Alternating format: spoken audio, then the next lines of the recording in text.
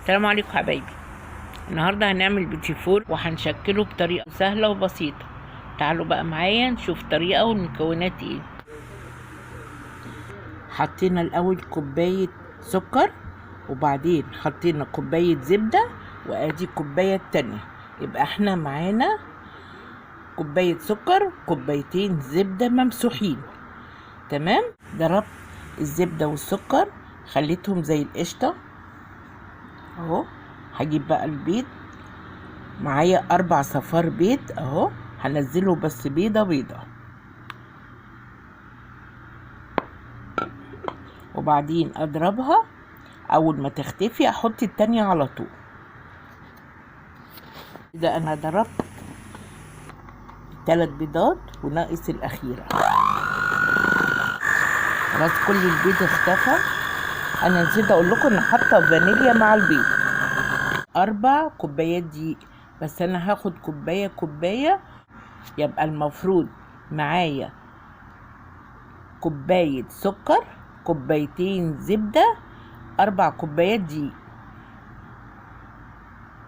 حط كمان بصوا اهي رشة صغيرة خالص بيكنج باودر. خدت تلت العجينة، حطيت عليها معلقتين كاكاو، معايا اهو تلتين ابيض. يلا بقى يا حبايبي اجيب السيجان او الصواني المتوفر عندنا ونبتدي نشكل العجينة بتاعتنا.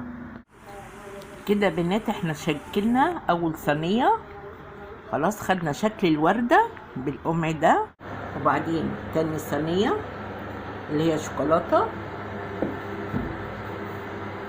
وبعدين معانا برضو صينية ابيض سادة،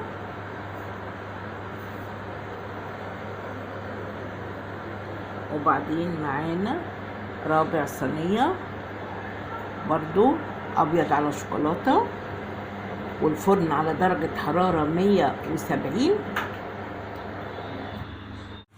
كده بنات احنا خرجنا الصواني بتاعتنا من الفرن، بصوا سواها اهي ممتاز. اول ما يبتدي يبرد شوية نكون احنا جهزنا بقى التزيين بتاعتهم. تزيين معانا مربى فراولة وملبس فرماسيه وجوز هند.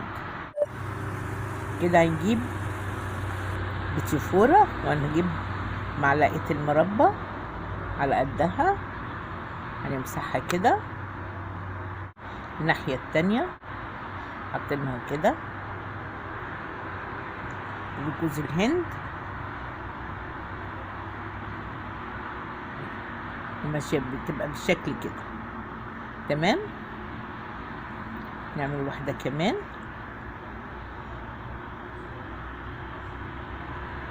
حطينا المربى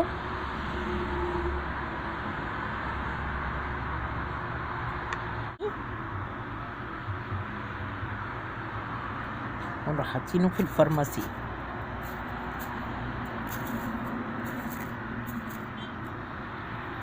خلاص هكمل لي الكميه وارجع لكم تاني. وبكده البيتي فور بتاعنا يكون خلص. عجبتكم الوصفه، عجبتكم الطريقه، يا ريت شير ولايك واشتراك في القناه عشان يوصل لكم منا كل وصفه جديده سهله وبسيطه. سلام عليكم.